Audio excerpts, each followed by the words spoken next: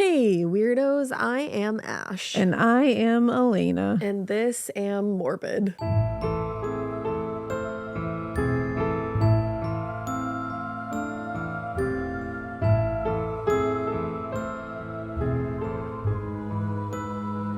This am Morbid. This is Morbid. We are going to be a little loosey-goosey, crazy cuckoo. Because I think we're just running off of very little sleep. Yeah, I think the listener tale comes out after this episode. God only knows. Jod only knows. But if you haven't seen the listener tale yet, we're just like dealing with some family stuff right now. Yeah. Ma's in the hospital. Yeah. She's doing all right, but you know. But there's a lot going on. We're running back and forth and here and there and everywhere. Yeah. Lack of sleep. Elena's fire alarm went off. Oh, yeah. Why did I just say fire? Fire. Elena's fire. Ash literally said, what ancient deity did you piss off? 'Cause Yeah. my week started off with the dental emergency. Yep. Which luckily rolled into, because I was like, I'm not canceling the Unlikely Story event. Yeah. Like the book event. Yeah, the book event. So I was like, so that rolled into a really great night. Yeah, it was so that fun. That really took my mind off of the fact that my whole fucking mouth was On fire. a fucking flame. But that sucked. Yeah. Like getting the actual dental stuff. And then right after that, we had Ma ended up in the hospital. Yep. And it was like very scary at Yes. first. Still is. It's still not great. Yeah. But, you know, we're getting through it. And so we've been going through that. And then last night, so I haven't had sleep because, like, with the dental stuff, I wasn't sleeping. No, because And your then mouth with- is in pain. Yeah. And then with the Ma stuff, I wasn't sleeping. God, the two of us were up until like 4 a.m. Literally. One night, like Yep. went home, got 2 hours of sleep, went back to get shit done. Like, Yeah, showered at like 4 a.m. literally. And because I was like, I got to get You're hospital in a place off of of me. 4 a.m. lately. I 'Cause really isn't that when am. the alarm that's started when the going fire off? alarm went off. Because we've been doing that because, like, you know, we've just been making sure that Papa's okay, and we want to make sure he's being fed and hydrated. Not and just McDonald's. that he's sleeping, because he will want to just eat McDonald's. Which, like, don't facts. blame him. Yeah, me too. but we just want to make sure he's okay too.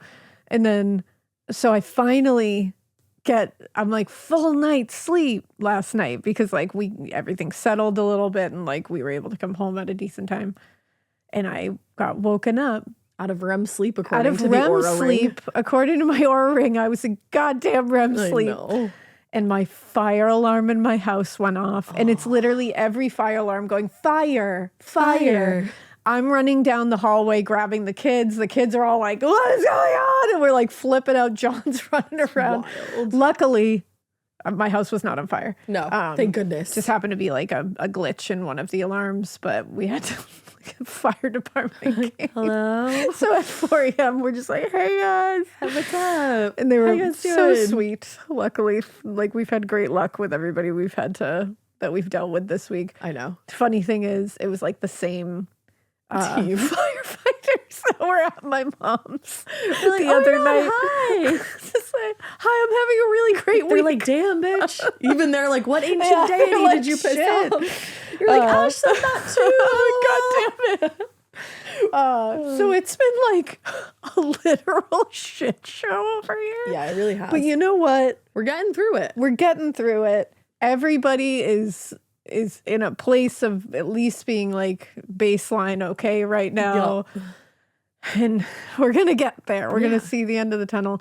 And, you know, we are recording right now the last episode that's going to be on Wondery Plus. Because we're making our way to Sirius. So after this episode and after the Listener Tales episode, Because I do think that comes out after. I think it does. Guys, we don't know. You know that. You know but you know that. what? We will. This is the very last episode we're recording That we're where gonna it's, say like, that. super duper crazy ahead of time, and we're not knowing. Gonna know when it comes out. Yeah, because Yeah. So yeah. this is the last time you're gonna hear us say, I don't fucking know when this comes out. oh my god, wait!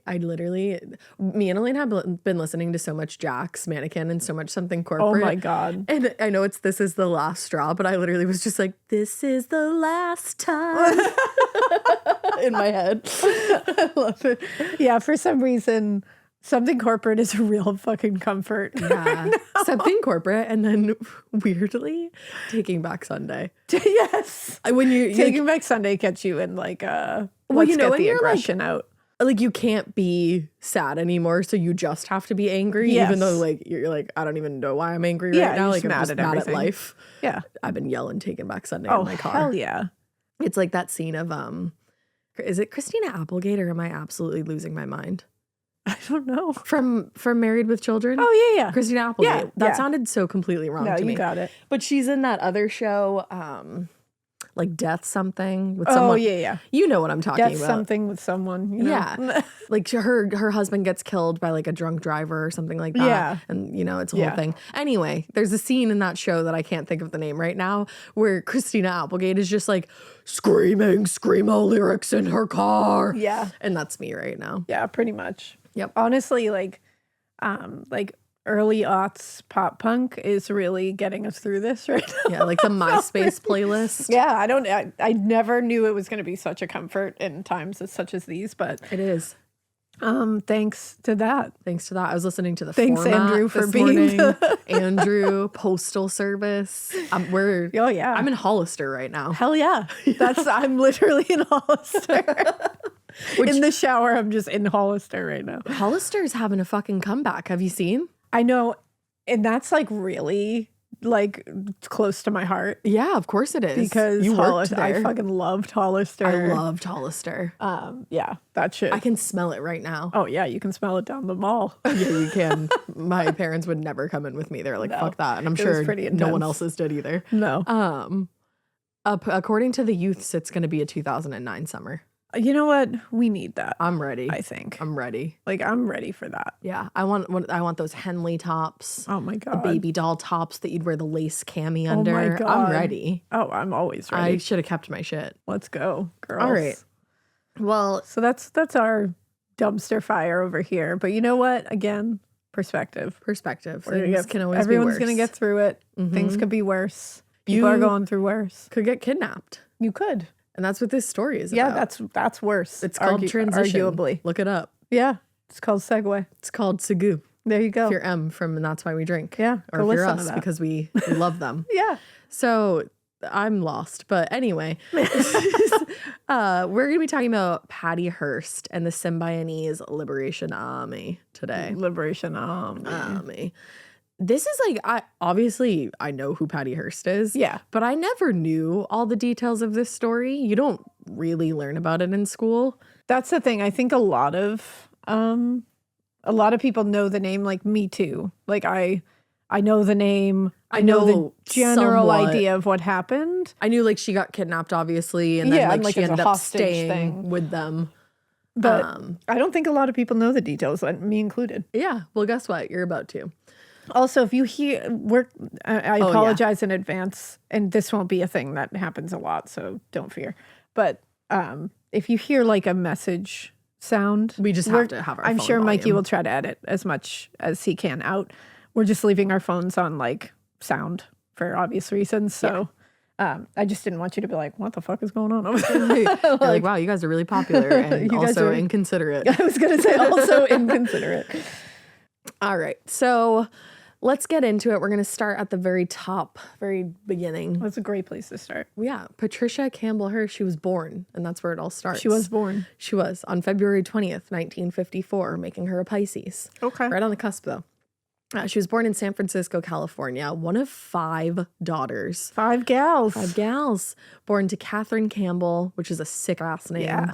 and Randolph Hearst. Randolph is just like that's a name. That's a town in Massachusetts. That's a town in Massachusetts, exactly. And a sick ass name. Yeah. Really cool name.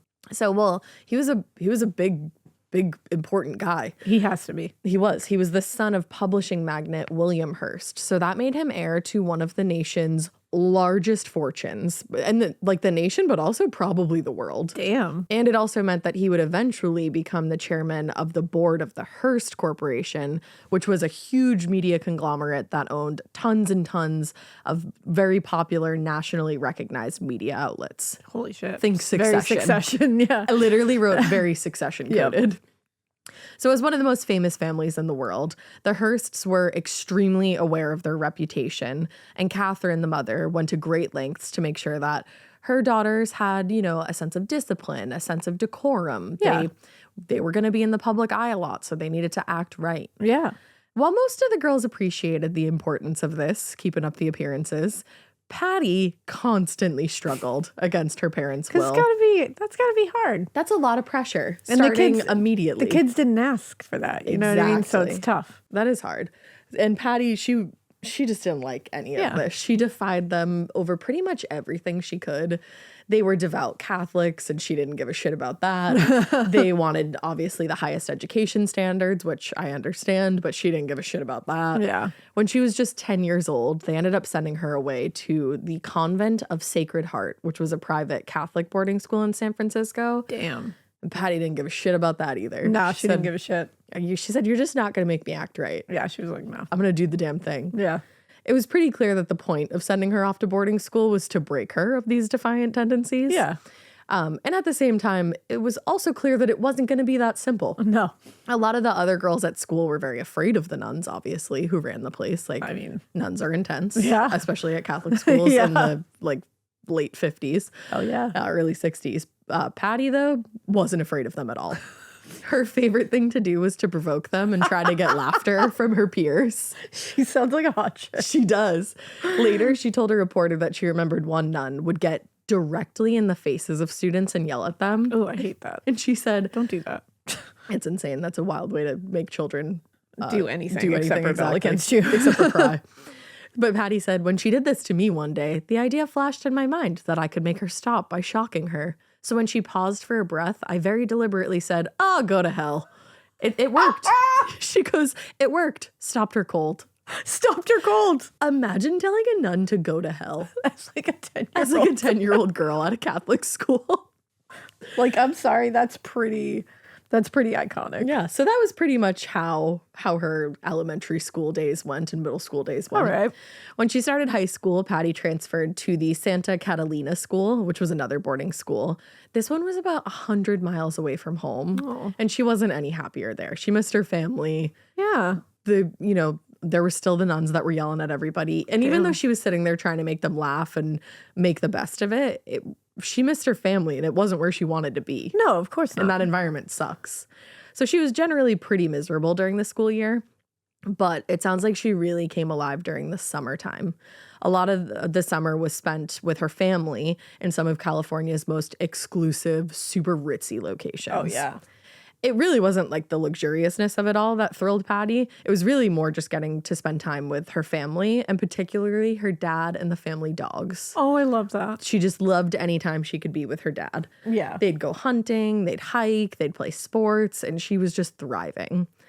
Obviously, she had her rebellious streak, but like a lot of kids, all she really wanted was the approval of her parents and the privilege of spending quality time with them. Yeah, absolutely. Even if it was just for that little bit of time in the summer. Yeah.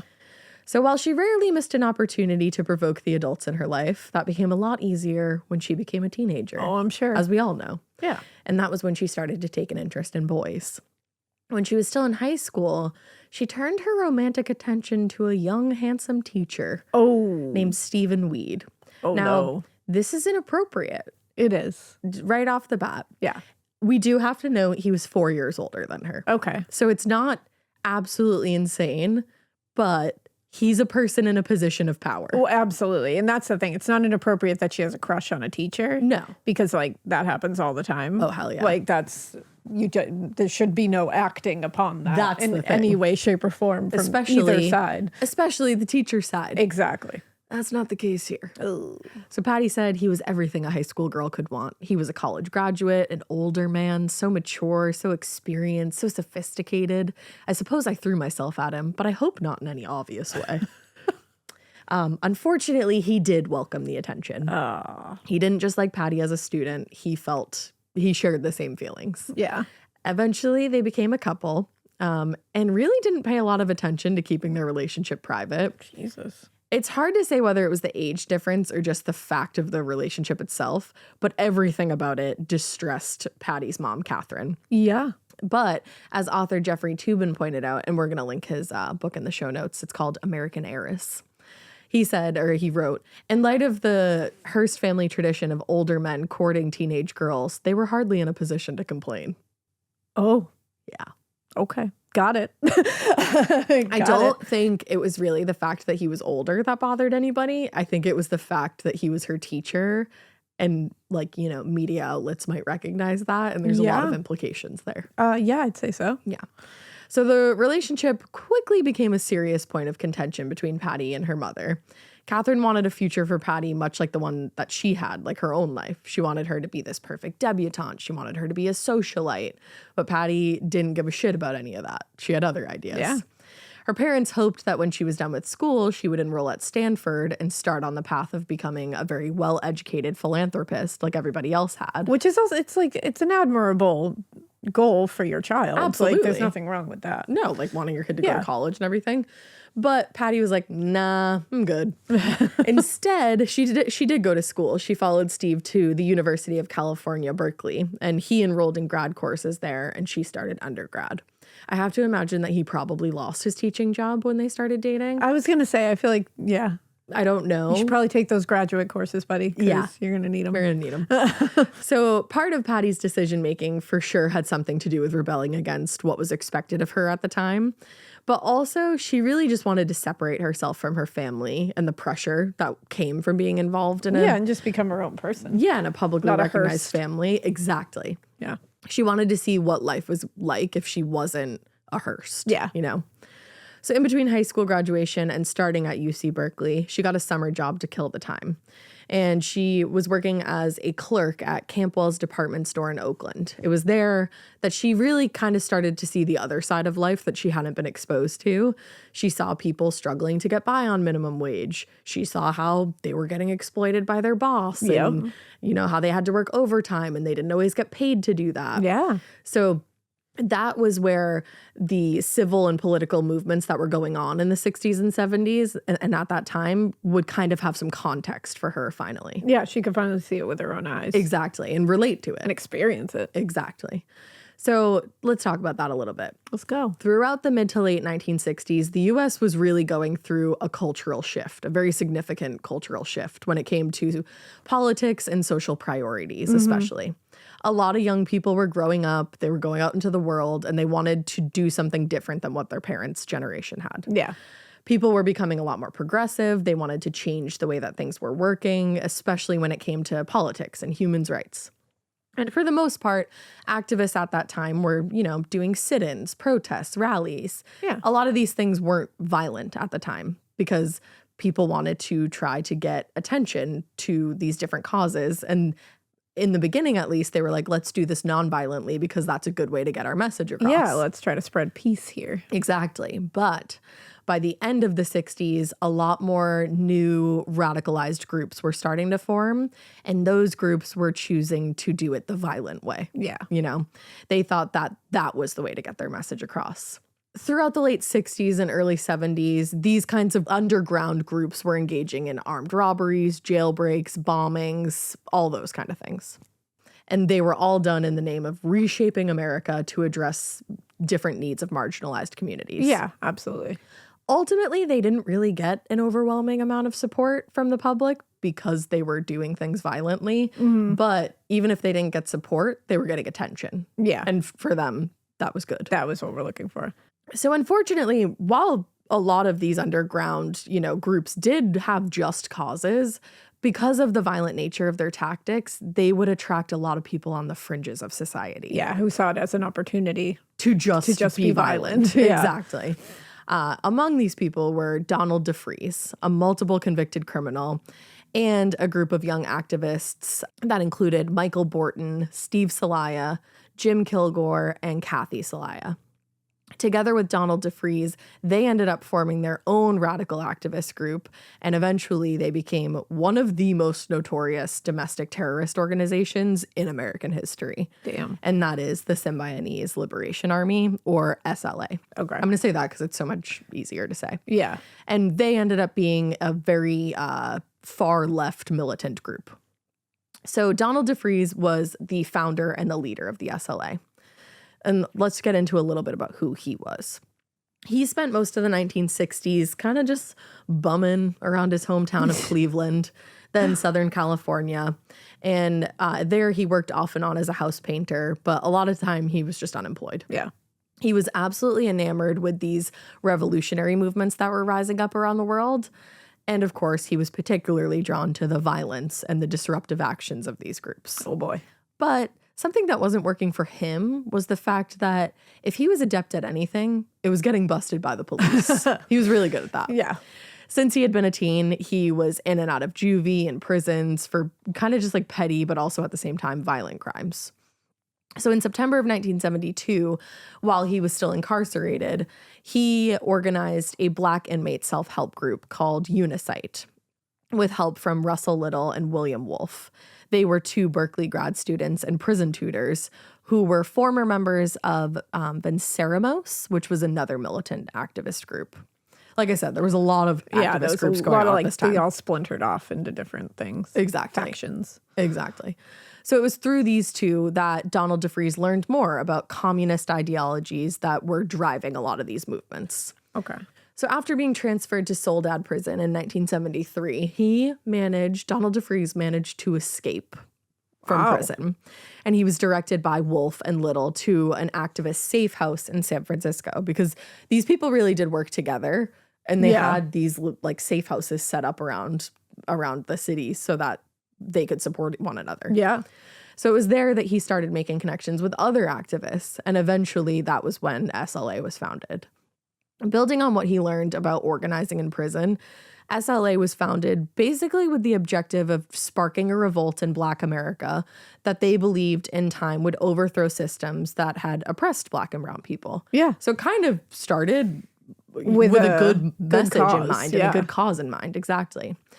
In the months after his escape, he started recruiting young people to the group like Michael Borton, Steve Celaya, Jim Kilgore, Kathy Celaya. Unlike some of the other naive, well-meaning members of revolutionary groups, these four already had a certain amount of notoriety at that time because they had been arrested for bombing UC Berkeley, their naval architecture building in 1972. Oh, damn. In the name of social revolution. Okay. So, like I said, while some people were joining SLA with good intentions, it all splintered off. Yeah. Because you can't. When people are coming in who have already committed bombings, it's like, okay. Yeah. Like that's problem. Not the way to go about things. Red alert. Red alert. Red alert. So with the help of his new recruits, Donald DeFreeze started reaching out to various inmates across California prisons in hopes of setting up a bigger network. Yeah. Because, he wants to get his message out there. Yeah. Eventually, the SLA unfortunately did become very successful in committing acts of domestic terrorism. But their networking process is kind of among some of the more compelling evidence of how unorganized they really were and how inexperienced most of the members were. The inmates that DeFreeze and others contacted were mostly serving life sentences and didn't have any chance of parole. So they weren't really going to be of much help on the outside. Yeah. And in addition to that, not a lot of them really understood what it was that they were joining in the first place. Yeah. One inmate, Clifford Death Row Jefferson, Death Row is his nickname. I'm sorry. No, it's wild. How do you get to be the one with that as your nickname? I assume you're on death row. Yeah. Probably. But is there other death rows? You're the death rowest of the death rowians. Are you the death row of death row? Clifford seems like he was. He got the nickname. The fun fact, I actually don't know much about him, but damn, except that he was on death row. But at the same time, I know everything about him. Yeah, I was gonna say. You know what I mean? I feel like I don't need to know anything else. That's all. It's just death row. So he thought he was being asked to lead the group. So that just goes to show you, mistake. They weren't being clear with their messaging at all. He thought he was being asked to lead it from death row. Death row Jefferson thought he was being asked to lead inside the prison. And another inmate who was contacted to, help join the revolutionary movement, he thought he was joining the Symbionese Liberation Army. Oops. So yikes. What's going on here, guys? Are you not being clear? What is... No. You're you're not being clear. You don't even have to ask. What? So, disorganization and lack of experience aside, the members of the SLA, they did manage to gather a large number of guns and bombs, and they did establish their own safe house in Concord, California. So they might not have been great at messaging, but they were great at amassing scary, scary things. Great at getting bombs and guns. Yeah. And safe houses. Yeah. In November of 1973, they did commit their first, what they saw as a revolutionary act, and it was a very violent one.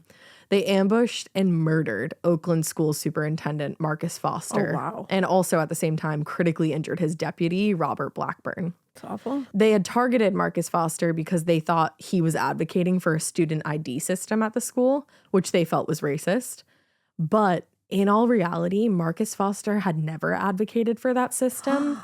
The local press mistakenly reported that he had. So they're not even doing their fucking research here. No. Like they're committing wild, heinous acts of violence right now without even bothering to look into it and make sure they have the facts. Not that committing heinous acts of violence is ever like a good thing. No. But like they're not even doing that. They're not even like, I think they're reading a couple articles and not making really snap doing decisions. deep dives. Yeah. Because it's like, that's fucked up. that's the life of somebody and you were completely wrong. He never even advocated for that in the first place. That's really fucked And even up. if he had, you can't murder him about it. Brutally murder someone. But No. yeah, You can protest by all means. Absolutely. That's your right. But speak out. yeah. Wow. So a few months after Marcus Foster was murdered, Russ Little and another SLA member, Joe Ramiro, they were arrested after they got pulled over for a traffic violation, and police found several weapons in the car and a ton of SLA paraphernalia. When word of their arrest got to the rest of the group, that group set fire to the Concord safe house and went on the run because now they knew that police were onto them. Damn. So they needed to spread out. Now, the house might have been burned, but fortunately for investigators, there was still a solid amount of evidence left behind so that they could track down the SLA members. But by the time that happened, they would have already moved on to committing their next big act of what they saw as revolution. Yeah.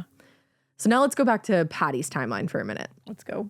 Once they got settled in Berkeley, Patty and Steve, you know, her former teacher, were living on his $650 a month stipend and her $300 allowance from her parents. So that was a good amount of money at that time for two like young kids out on their own. Absolutely. But even without the financial stressors that a lot of young couples have, it did not take long for the cracks in their relationship to start showing. The problem was that, you know, maybe they were attracted to each other, but they were fundamentally very different people. Steve was very orderly. He was very logical. He wanted to plan for everything. Sounds like he might have been an earth sign. Patty is a Pisces, so she's a dreamy gal. Oh, yeah. You know, like floating along. She's floating along. She's in those waters, those Piscean waters. And she's an art student. Oh, So that just tells you everything you need to know. She was a lot less rigid in the way that she thought, and she wanted to deal with things as they popped up rather than make a plan for them long term. Yep. She's also a teenager. She's 19 years old. I was gonna say, So yeah, that's pretty standard. Yeah. So there were definitely growing feelings that things in the relationship weren't really going as well as they had in the beginning, but neither of them seemed interested or willing to address the problem. They kind of just kept going. According to Jeffrey Toobin, he said their relationship moved forward on kind of automatic pilot. And by the end of 1973, they got engaged. Oh. It didn't really seem like problems. Right. It didn't really seem like they were like, oh, like, you know, when you get engaged, it's because you're like, I want to spend the rest of my life with you. I want to have maybe children with you. I want to travel the world with you. Like you have intentions of committing your life to this person. For them, it just seemed like it was what they thought they were supposed to do next. Yeah. It's like when you see that couple that you're like, oh my God, you're never going to last. And they get like a dog. And you're like, why'd you what's do going to that? happen to that dog? Exactly. When you guys inevitably break up. When you guys definitely break up. And even the announcement of their marriage, their engagement to their parents was pretty nonchalant. They were just like, we got engaged. You know, that's what you do. And like Patty's a Hearst. She's essentially Shiv from Succession. Yeah. Like it's not, this is supposed to be big. Exactly. It seemed to everybody that they were just casually informing them about some minor experience. It was like, oh, I got my ears pierced today. Yeah. You know? Wow. So even though things were strange, the wedding date was set for June 29th, 1974. And of course, Catherine, Patty's mom, got to work informing the press of the engagement. Journalists, photographers from all the national press outlets, and of course, obviously the Hearst outlets, were assigned to cover the story. Patty and Steve, you know, Maybe they announced their engagement in a chill manner, but the coverage in all the newspapers like San Francisco Examiner, Los Angeles Times, the San Francisco Chronicle, like these big newspapers that a lot of people read, they were very enthusiastic with the announcement, very extravagant. And they all concluded their reporting by saying, Patty, quote, is a junior in art history at UC Berkeley. That's private information. That's not great. Like, it's like, obviously they wanted to say, like, she's going to college and this is what she's studying. But it's like, you don't need to tell her, especially this kid of this wildly... You're giving away her location. Yeah, exactly. So the note about Patty attending UC Berkeley was among what people thought was, people originally thought was an innocuous detail in the announcement. Yeah. It was the kind of thing that a lot of young couples would put in a marriage announcement. But like we just said, she's not any young person. She's an heiress to one of the largest fortunes in the universe. Yeah. Well, I don't know about the universe, but the world. Yeah, in the universe. There's some other aliens that might have a bigger fortune. Might be better, I don't know. But she was the kind of person who, if kidnapped, their parents would definitely pay a large sum of money to get back unharmed. Yeah. And that's exactly what was running through the head of Donald DeFries as he flipped through the pages of the paper in early winter of 1974. So, Patty and Steve were home on the night of February 4th, 1974, when a little past 9 o'clock at night, there was a knock at the sliding glass door of that led out to their patio. They looked over and they saw this young white woman standing outside. It looked like she was in some kind of distress. And the girl said she had some car trouble and asked if she could use their phone. But before either of them could answer, she barged her way into the apartment, and 2 male accomplices also entered the apartment. Oh, God. So, like, completely This is suddenly. the scariest thing I've ever heard. Yeah. It's like The Strangers. Yeah. Like, similar. Like they you know just what I set mean? up a decoy. So neither Patty or Steve had any time to react before one of the men hit Steve over the head with a bottle, which knocked him to the ground. So later, Steve told a reporter, in seconds, they had me face down on the floor in the hallway. They kept kicking me in the face and forcing me to keep my face down. Obviously, they didn't want him to see their faces. No. Later, Patty said that she felt very betrayed by Steve in that moment because she felt like he wasn't doing anything to stop the people from abducting her. But I'm like, he was getting kicked in the face. I understand that like you're upset that you got abducted. That's super duper valid. Very valid. But like also he got first knocked to the ground when they smashed a bottle over his head, and now they're kicking him in the face. Yeah, So that's tough. And it's also 2-on-1. Yeah. Like, you know. It's not easy for anybody here. Complicated situation though, I get it. Absolutely. Next door, neighbor Sandy Golden could hear the commotion coming from the apartment, and she later said, "We heard a scream and 3 shots. We could see 2 men carrying a girl. She was struggling and she was half naked. She was screaming, 'Please let me go.' She seemed to be blindfolded." Oh. Yeah. Another neighbor, Donald Yamagashi, also heard the abduction as it happened, and he told police he knew what was happening right away when he heard gunshots and the sound of the shattering glass patio door when it exploded. Holy shit. Yeah. So I hope people are calling people. yeah, the police were called. I was like, are we just saying this after the fact? Like, yeah, it's crazy. I No, watched the whole the police thing. were called. It was just unfortunately this all happened so quickly. I was going to say this is happening fast. Yeah, they might not have been great at like organizing members and who were, on death row and in prison. Yeah. But what this plan to abduct Patty at least Was quick unfortunately went very smoothly. Yeah. For the most part. Yeah. So the 2 men threw Patty in the trunk of a convertible and they sped out of the parking lot with one of them just shooting at bystanders as they got out of there. fuck? So they're making sure that people are Staying away. and people are shocked and Yeah. scared and all of the above. The 3rd kidnapper followed behind in a light-colored station wagon. So they had 2 getaway cars Holy too, which is shit. also going to throw people off. Yeah, of course, because they don't know which one she's in. They don't know Exactly. if they're even both involved. Like, Which unfortunately was kind of smart to have 2 no, cars. it was. So when they were about 5 miles away from the apartment complex, Patty felt the car come to a stop and the engine cut off. She felt the trunk open and she could hear the 3 kidnappers talking amongst themselves. And then one of them instructed her to get out of the trunk. Unfortunately, she wasn't out of the trunk for long before she was being handled by another of the men who forced her into the back of the station wagon. And then they threw a blanket over her face and closed her in there. So they got away in 2 cars, but they knew what they were doing. Yeah. They got her into the other one. From underneath the blanket, she couldn't see where they were going. She tried to ask who they were, what they wanted, where they were going to get any information whatsoever. But one of the men, who she would later recognize as Donald DeFreeze, just screamed at her, "Shut up or we'll kill you." Holy shit. And he was sitting in the front passenger seat. The orders that were barked from the front seat obviously were very jarring, and obviously they were supposed to scare Patty.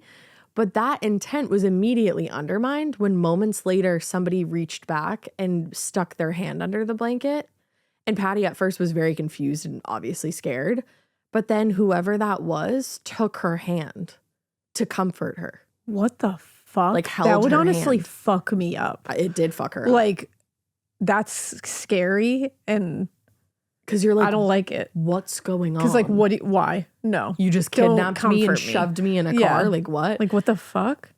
She said in that moment she understood that it was meant as a gesture of kindness to comfort her. Ooh. And later she would find out that the man who held her hand was Bill Harris.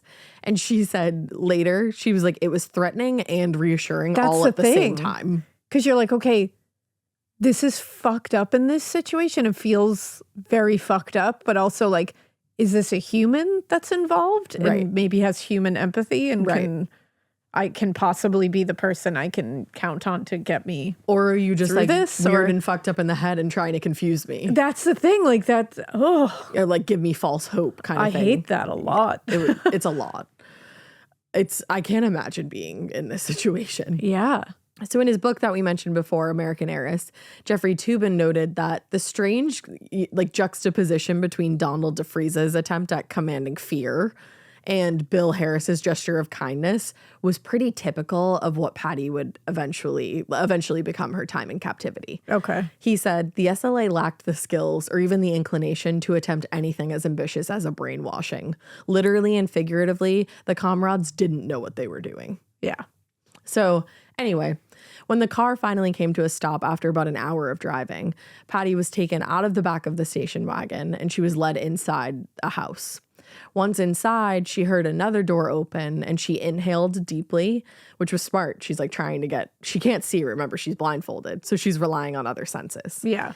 So she smelled like an earthy and musty smell that she figured was old wood. Okay. And in that instant, her mind flashed back to a case that we covered in episode 597, the kidnapping of Barbara Jean Mackle. That had already happened. Oh, yeah. And if you haven't listened to that episode, you should definitely go listen to it. It's fascinating. But she was a young woman in Georgia who was kidnapped and buried alive just 6 years earlier. So she's like, oh, fuck. Is that what's about to happen to me? Oh, my God. So she starts panicking. She's screaming. She's kicking. She's trying to get away, but she's blindfolded and being held. And one of the men just told her, relax, it's just a closet, and guided her inside and closed the door. Oh, my God. Yeah. The fear and panic must have been outrageous. Because remember, like, if you haven't listened to that episode, go listen. But if you did, remember, Barbara Jean Mackle was kidnapped for ransom. Yeah. But then it turned into this whole strange case where they scary. buried her alive in the middle of the woods and she survived for like days. Like, Oh, my God. I forget how long. It was like 72 hours or something That was like a that, right? scary one. Yeah. Yeah. And Patty knows all the details of Yeah. that. So she's sitting there being like, cool, that's literally about to happen to me. Like, Yeah. oh, everyone's worst nightmare. And she knows who she is. She knows that's gotta be top of mind when you're an heiress. Absolutely. you She's know? an heiress. She's sitting there being like, this is why. You're an heiress who just got Yeah. kidnapped. Exactly. So later, when her blindfold was removed, she would be surprised to find that they weren't in the middle of some scary wooded area or some kind of bunker in like a remote location. They were still in San Francisco, and they were only about 45 miles away from her apartment in Berkeley. She knew it. She knew where they were. Holy shit. She knew the neighborhood. Ooh, there's something about that being so close Is almost scarier. that you can't do anything about it. Yeah. Ugh. So this was the location of the SLA's new safe house, because remember, they burned the old one down. And this was where she was going to be held for weeks as the group negotiated with her family for her release. So, like you said, did anybody fucking call the police in the middle of this? Yes. Yes. Okay. But they arrived at the apartment about 10 minutes after those two cars sped away from the house. That's a really again, it long happened. response time. It is. Yeah. Like, damn. Oh, damn. 10 minutes. Yeah. It's like, holy shit. But, there's a lot going on in California. You're like, hey, kidnapping in process is pretty quick. Can you get here in like 3 throw minutes? that one into priority, maybe. I don't know. Perhaps. But aside from Steve and the neighbors' statements, there wasn't a lot to be gleaned from this crime scene. There was one very strange thing left behind, though, on the floor by the kidnappers. A box of cyanide-filled .38 caliber bullets. Cyanide filled. Yeah. Interesting. According to the others, this was Donald DeFreeze's idea. He wanted it to kind of be a calling card, like so that the authorities would recognize that this was the SLA. But at that time, they hadn't done that a ton. Yeah. They hadn't. This was their early days. Yeah, so it's like there's no pattern to go by. Exactly. So the detectives were just like, what the fuck is this strange thing? Like, Yeah. why did you leave this here? Like, what does this mean? That's weird. A short time later, they did find the convertible car that Sandy Golden saw Patty being pushed into. It was found a few miles away from the apartment complex. Ah. They ran the plates and they traced it to 31-year-old Peter Benenson, a mathematician, and somebody who did not even remotely fit the profile of a kidnapper. Oh my God. So they were like, okay, this is weird, but they do suspect that he's involved because this is his car. But it turned out that he wasn't a kidnapper. He was another SLA victim. He explained to the detectives that a few hours earlier, he was just leaving the grocery store. This poor mathematician. This poor mathematician is just crunching some numbers in his head at the grocery store. Just trying to stay under budget. I bet he gave them exact change. And he left, and he's approached by a young woman in the parking lot. She holded up. Well, she holded him up. She held up a revolver to him and said, "Give me the keys. We want your car, not you." I mean, honestly, that's best case scenario. If someone's going to do something awful to you, is we want your car, not you. Have sure. it. Take it. Yeah. That's like, absolutely enjoy. But he has my response: freeze. Not fight or flight, just fuck. Freeze. Yeah, there's fight, there's flight, and there's fuck. And fuck is mixed up in freeze. I would just be like, enjoy yourself. Have a great day. He was just stunned by the demand. I mean, and the strangeness. So he hesitated. I feel like anybody would do that. Yeah. Anybody. But because he didn't act immediately, 3 other SLA members, Angela Atwood and Bill and Emily Harris, jumped on him, tied him up, and shoved him into the back seat of his own car and covered him with a blanket. Guys, just give him a minute. So now he's been abducted. Guys, just give him a minute. They did not have a minute, I guess. It's weird when someone puts a gun to you and says, we want your car. It is weird. It's weird. Don't keep it that weird. It's a unique experience for most people. And it's like, give somebody a minute to really take that in. Imagine if that's not a unique experience for someone. Like, they're like, fuck, this happened last They're like, week. God damn, what's going on? Shit. Well, that wasn't the case for our Peter. That sucks. Poor Peter. I know. Now, after they transferred Patty to the station wagon, the kidnappers abandoned Peter's car by the side of the road, which was why it was found.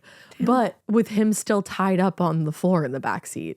So he's just like, hello? Yeah. But before they left, one of the women told him if he went to the police, they'd find him and kill him. So eventually he was able to untie himself and he got out of the car, but he was so traumatized and scared that he didn't report it to the police. He just went home. I don't blame him at all. And I love that he just like left his, it's not funny. I'm just like, oh, this poor man. Like, just left his car. He's like, bye. It's just a strange experience. Yeah. I'm like, what do you do when you get home after that? Because you really do probably want to just be like, I don't want that car anymore. No. I don't want anything to do with that car. Have it. Yeah. I walk now. Yeah. I'm a walker now. I'm a train guy. Yeah. I'll take the bus. Like, fuck that. So to the Hearst family, the fact that Peter Benenson had been released, it did give them a small little bit of hope. Yeah, because it seems like now this isn't kidnapping for murder's sake. Exactly. Like there's a reason here. There's a plot. Yeah. If the kidnappers had released him so quickly and didn't harm him, Randolph Hearst said, it showed they had, quote, a measure of compassion and are not senseless and brutal. Yeah. He's like, they clearly have a plan here. Yeah, there's a reason, motivation. And here. I'm sure he's, he the chairman of this whole organization. He knows what's going on right now. Which is probably he's being exploited. His worst nightmare has come to fruition. Yeah. This poor guy has 5 daughters. Yeah. Like, he was like, every time he had a child, he was probably like, fuck. Yeah, literally. Like, so happy. But was also like, oh, God damn it. Like I have to protect this person. Yeah. From like so much more than out there the average the average parent. Now, while investigators might not have identified that box of 38 caliber bullets with, the cyanide filling them, That whole thing. they didn't identify that as a specific calling card, but they still suspected that the kidnapping might have been the work of the SLA. This was because after they had murdered Marcus Foster, the SLA wrote letters to take credit for the murder. And in those letters, they indicated their plan to kidnap a prominent person and raise money for their political cause. Oh, well, that'll do it. So in their statement to the press that night, the Hearsts asked the kidnappers to get in touch with them immediately. And they said, if she is released, we will not seek to imprison her abductors. And Randolph Hearst also noted that Patty might not have seen their faces, but Steve and some of the neighbors had, which meant that they could be easily identified if caught. Damn. Meanwhile, Steve is probably like, fuck, dude. He's like, I didn't see them. I didn't see shit. I know. I was like, you should just say you won't seek to imprison her. Don't ever say that you saw their faces. What was that movie that we just watched, the Mike Flanagan one? When she's like, I didn't see your face. And he's literally like, he just takes off his mask. Yeah, that was the scariest part of that whole fucking movie. Yeah, because he's just like, well, now you have. Yeah. So the next day, the station manager of KPFA radio got a letter in the mail from the kidnappers. Inside was a mobile oil credit card that was Patty's and a strange note that kind of read like a business memo. It said, Communique 13, subject, prisoners of war. Target, Patricia Campbell Hearst, daughter of Randolph Hearst, corporate enemy of the people. Warrant issued by court of the people. On the aforestated date, combat elements of the United Federated Force of the Symbionese Liberation Army, armed with cyanide-loaded weapons, served an arrest warrant on Patricia Campbell Hearst. I'm already annoyed by this. Yeah, me too. I'm irritated. I'm also terrified of it. I'm just irritated. I'm like, stop it. That's who we are as people. Read a memo. Like, read a letter. I don't know why I'm making this correlation in my brain because it's not the same thing, but it reminds me of the mock trial that they do in Yellow Jackets, and you're just irritated by it. You're like, just fucking speak. Exactly. Like, we know you're not a judge. Like, let's not also, do that. you're not a court of people. No. You're just, I don't even know what you are. Shut up. So they said, should any attempt be made by authorities to rescue the prisoner or to arrest or harm SLA elements, the prisoner is to be executed. All communications from this court must be published in full in all newspapers and all other forms of media. Failure to do so will endanger the safety of the prisoner. Symbionese Liberation Army, ND. And they simply signed the letter SLA and included a footnote that said in all capital letters, death to the fascist insect that preys upon the life of the people. Okay. A very political, yeah, for sure, move. Yeah. So the manager of KPFA immediately turned the letter and the credit card over to the FBI. He said, hello, FBI, I have some shit. And they brought the card and the letter to the Hearst family in San Francisco. At the same time, the Hearsts got their own ransom letter from the kidnappers, but it was a lot less orderly and formal than the typed letter that had been sent to the radio station. This one was handwritten in a mix of uppercase and lowercase block printing. And shout out to Dave. He kind of had to decode this because it didn't really make a lot of sense. Yeah. So we're going to read what Dave got. It says, and it's all spelled wrong. It says, we're holding your daughter, Patricia Hearst, and we are never going to give her back unless you pigs let Ramiro and Little out of prison. Because remember, 2 SLA members had been arrested. Yep. They said, we're giving you 10 days, and when those 10 days are up and don't hear from Russell and Little, we're going to kill her the same way we killed those 4 persons. My friend killed those 3 in that funeral home, and we're going to keep on killing if you don't let them out free. Damn, that's scary. It's terrifying. That one's scary. No, that one's genuinely scary. Yeah. And picture that written in upper and lower case. Yeah, and just like a wreck. There's no sentence structure at all. That was Dave putting it in order. Yeah. So like the letter sent to KPFA, the ransom letter to the Hearst also demanded that the contents be shown to the police and published in the press. Yeah. Based on the postmark, the letters to the Hearst they found out was mailed from San Jose, but there was no way to identify the sender other than that. Meaning that they were just going to have to wait until the kidnappers reached out again, which is... That's horrifying. Exactly, horrifying. Yeah. So FBI agents and local investigators were also confused by the reference to the murder in a funeral home. They knew that the SLA had murdered Marcus Foster, but they weren't aware of any other murders. So this detail would actually never be explained. Huh. Yeah. So interesting. who knows if it happened or if they were just bluffing to trying to make it seem to be more scary, right? Yeah. But it was, I mean, this was a big deal. Their intent was clear. Everybody involved was supposed to cooperate or Patty would be killed. So in their statement to the press, an FBI spokesperson told reporters, it will be up to the family whether the agency pursues the kidnappers. If they stay away, we stay away. Our first consideration is the safety of the girl. After the girl is saved, then we will find them.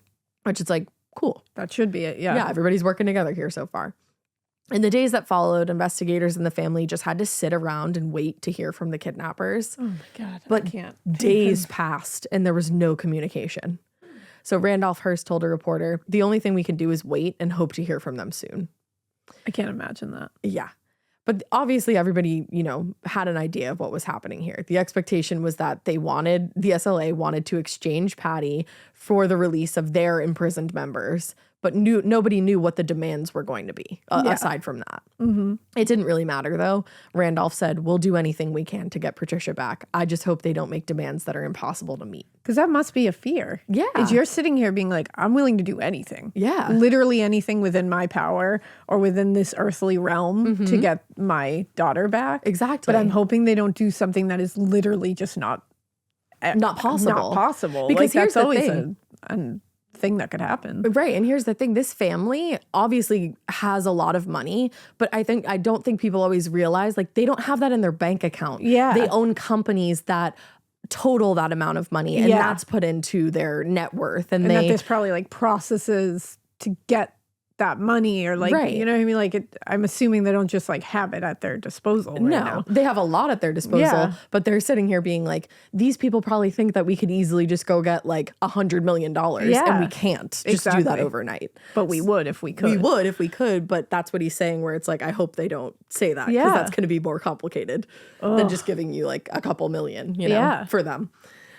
So finally, after days and days, a new communication was sent from the SLA, not to the Hearsts or the FBI, but again to KPFA radio, this time in the form of an audio recording. The tape contained a message that was read by Patty herself. She started out by establishing that she was unharmed and then quickly pivoted into what most people believed was a statement that one of the SLA members had written out for her. She said, Mom, Dad, I'm okay. I had a few scrapes and stuff, but they washed them up and they're getting okay. I'm not being starved or beaten or unnecessarily frightened. I've heard some press reports, and so I know that Steve and the neighbors are okay and that no one was really hurt. And I also know that the SLA members here are very upset about press distortions about what's been happening. They have not been shooting helicopters or shooting down innocent people in the streets. I think you can tell that I'm not really terrified of anything. I'm okay. I was very upset, though, to hear about the police rushing in on that house in Oakland. These people aren't just a bunch of nuts. They've been really honest with me. They're perfectly willing to die for what they're doing. That's really scary. It is scary. That immediately, that's a scary message. Who knows if, like, because that's the thing, they assumed it was written for her and she read it. But who knew if it was already starting to sink in, that maybe she kind of understood what was happening here. Do you know what I mean? Understand their message here. Yeah, their message, exactly. So eventually the message turned to the motive for the kidnapping. And finally, the demands of the group were stated. As a, quote, symbolic gesture of good faith from the Hearsts, and this is insane, the SLA demanded that every person in California who was receiving federal food assistance be given $70 worth of food to be picked up at designated grocery stores around the state. Also, how would they ever be able to tell that happened? I don't even know. They couldn't confirm that they did that or didn't. That's the thing. Yeah. That's a dumb demand. It's a wild demand. It's exactly what Randolph Hearst was like, I hope they don't meet demands that are completely impossible to make, because we'll also get into the semantics here. Because that's something you can't confirm actually happened even if they tried to do it. No. Like they just, I guess, are you just going to drive around the state of California and like stop check at grocery stores? I don't know. And it's like, how do you know every person got it? That doesn't make sense. And that wasn't it. The group also stipulated that the stores be clearly designated within each community, I think, so they could drive around and make sure it was happening. That there be 5 stores within each community. The food had to be of high quality. People had to be given the opportunity to voice their discontent if they weren't being treated well. and other revolutionary groups were supposed to be on hand to observe and coordinate the distribution process. Yeah, see, this is that impossible demand that he was fearing. It is. Now, after receiving the tape, Randolph Hearst, he said, yes, that was his daughter's voice. And he said, if they are taking good care of her, then I believe it. Because you have to. Yeah. And when he was asked if he was worried that Patty might be hurt, he said, I think it's unlikely. I would be worried if I thought they would do it, but I have assurances that they won't. Yeah. And honestly, I hope he was able to put himself in that place of actually believing that. I know. The release of the tape transcript and the demands of the SLA prompted an outpouring of support from the public and groups around the country. And actually, rather than endorse the actions of the SLA and agree to assist in the distribution of food, like they were also demanded to, like these groups, these militant groups around the world, or around California. A ton of groups like the American Indian Movement, Black Teachers Caucus, and the United Prisoners Union released a joint statement to emphatically state that they do not condone terrorist activity, whether it is carried out by either the SLA or the establishment. Wow. They were like, we don't support violence. They were like, nah, this isn't it. They were like, this is actually everything that we are fighting against. Yeah, it's like, this doesn't work. In a nonviolent manner. Residents of California also wrote letters of support and even offers of assistance to help Patty. Wow. One letter writer said, if this is the only way to save your daughter, I want to help you meet with such a high demand. I feel sick in my heart to think that money or the lack of it would take such a lovely treasure from you. Calling your child a lovely treasure. Oh my God, that gave me chills. I know. That statement. So, like you were just saying, you're like, I hope Randolph believed that. Yeah. He seemed confident in front of the cameras, but behind the scenes, he was in an absolute panic. Because there's no way you can convince yourself that, you know what I mean? Like that this is every parent's worst nightmare. There's no way that you can convince yourself that your daughter's not in danger, but also the demands were entirely, like we were just saying, unreasonable and essentially impossible. Yeah, just totally impossible to quantify. That's the thing. Or qualify. Because the members of the SLA, they either completely underestimated or they just had no idea how many people in California at that time got food assistance from the state. An exact number is almost impossible to come by, but there were hundreds of millions of people getting food assistance, which put the total amount in the hundreds of millions of dollars. Yeah. It's just not possible to quantify. So, as an alternative to the impossibly high number, on February 19th, the day before Patty's 20th birthday, she's literally spending her 20th birthday in captivity. Oh my God. But to try to figure this out here and kind of almost compromise a little, Randolph Hearst announced the establishment of a new organization that he was going to put together.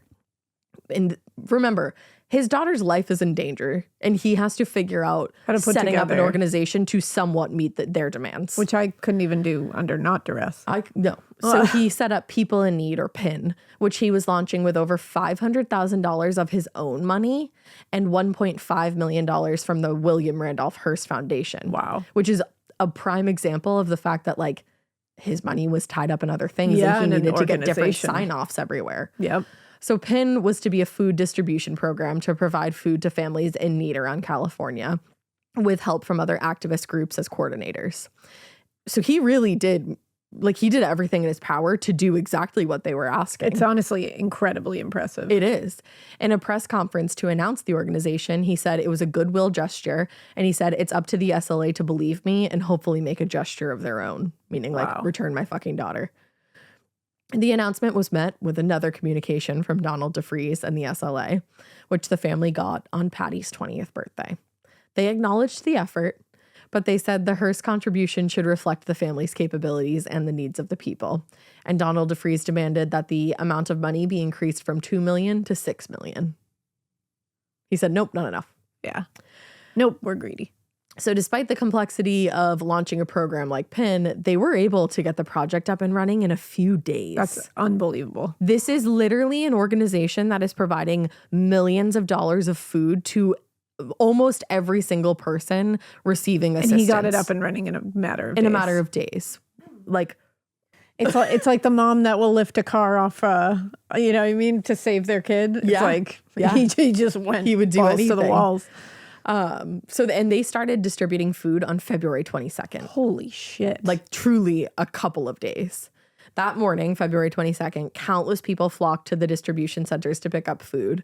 But what started as an orderly, maybe slow process, by the end of the day had devolved into a mess. As a lot of things when human beings are involved Yeah. does. You know, like There it was just always does. frustration. There was chaos. It turned out to be, there were violent situations.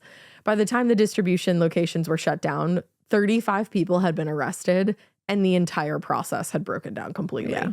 In an interview, when asked why the process had fallen apart, one person said, who was waiting in line, "Nothing's organized. They threw food at us like we're animals. That really brought the whole thing down." Yeah. But it's like, that wasn't on the Hearsts. The Hearst sat there and tried to make this happen. Yeah, that's on these distribution centers. You have to keep, there's so many people to keep in order here. Yeah. It was never going to go well. That just sucks. It does. So in the days that followed, the administrators of PIN would luckily become a better organized process or organization, and the distribution process did become more orderly at all the sites around California. I also want you all for a second to picture California. Yeah. It's a huge state. Fucking massive. But Randolph Hearst was still concerned that the botched rollout put Patty's life in danger. Yeah. So he made another plea to the SLA and a counteroffer to their previous demand of $6 million of an investment. In a statement released by PIN, he said the Hearst Corporation is prepared to contribute to people in need a total of $4 million for a food distribution program for the poor and needy. Now, with that counteroffer made, there was nothing else they could do but sit and wait to hear back from the kidnappers. Holy shit. And that is where we're going to end for part one. God. I felt like I just threw so much at you This with is like who Patty Hearst was, what the SLA was, the kidnapping, Who Donald the DeVries is. organization, who Donald DeVries is. Yeah. So Holy much. shit. So you know what their demands are. You know what they're trying to do.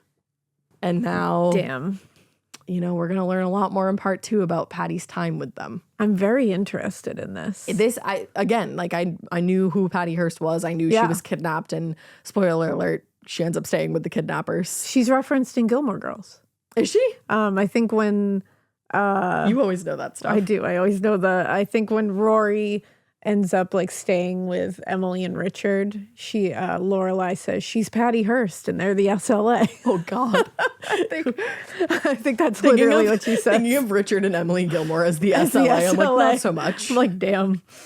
Man, they're more like the Hearsts, really. Yeah, honestly. That's funny. But yeah, that's all I could think of when this started. I was like, oh shit. Yeah. Lorelai This is a big case of a case for debate of whether she was a victim of brainwashing and Stockholm syndrome. I was gonna say, yeah. Or just understood the believing message. the message.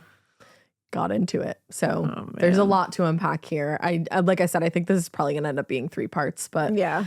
We'll see you for part 2. We sure will. And that will be on Sirius XM. Yeah, but you can get it everywhere. Just the literal only place you can't get it is Wondery Plus. Yeah.